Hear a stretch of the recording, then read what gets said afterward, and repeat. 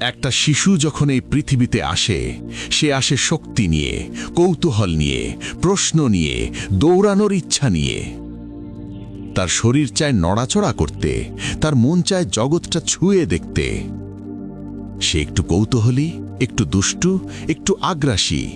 এগুলো কোনো অপরাধ নয়, এইগুলোই তার স্বাভাবিক বিকাশের ভাষা। কিন্তু আধুনিক সমাজ এই ভাষা বুঝতে চায় না।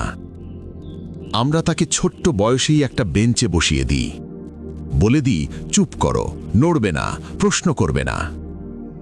যে শিশু দৌড়াতে চায় তাকে শাস্তি দিই, যে শিশু কথা বলতে চায় তাকে বেয়াদব বলে দাগিয়ে দিই।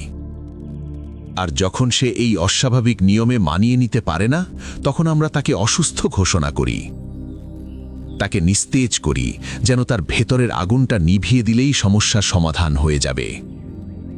এরপর আরো ভয়ঙ্কর একটা কাজ করি আমরা তাকে শেখাই ছেলে হওয়ার গুণগুলো নাকি খারাপ, শক্তি মানে নাকি সহিংসতা, আত্মবিশ্বাস মানে নাকি অহংকার, সাহস মানে নাকি বিপদ। আমরা তাকে বলি তুমি তখনই বুদ্ধিমান যখন তুমি বেহুদা বেকার ইনফরমেশন মুখস্থ করে পরীক্ষার খাতায় উগরে দিতে পারো।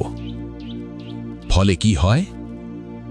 একটা শক্তিশালী ছেলেকে আমরা ধীরে ধীরে ভীতু, বিভ্রান্ত আর আত্মবিশ্বাসহীন মানুষে রূপান্তর করি, যে নিজের শক্তিকেই ভয় পায়, যে জানে না সে আসলে কে। এটা শুধু ছেলেদের ক্ষতি নয়, এটা পুরো সমাজের ক্ষতি। কারণ আজ আমরা যে শিশুটাকে দমন করছি, আগামীকাল তার কাছ থেকেই আমরা চাইব নেতৃত্ব, দায়িত্ব, সাহস আর স্থিরতা। তাহলে প্রশ্ন হলো, যেটাকে আমরা ছোটবেলায় দমন করলাম সেটা বড় হয়ে কিভাবে চাইব?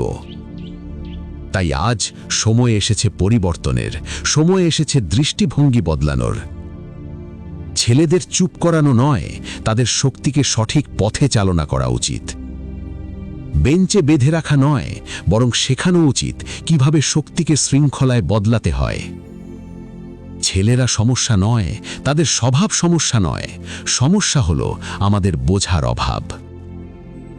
যে সমাজ তার ছেলেদের সম্মান করতে শেখে, সেই সমাজই ভবিষ্যতে শক্ত, ন্যায্য আর মানবিক মানুষ পায়। পরিবর্তন এখানেই, সচেতনতা এখান থেকেই শুরু। আমরা আমাদের ছেলেদের ভাঙব না, আমরা তাদের গড়ে তুলব ইনশাআল্লাহ।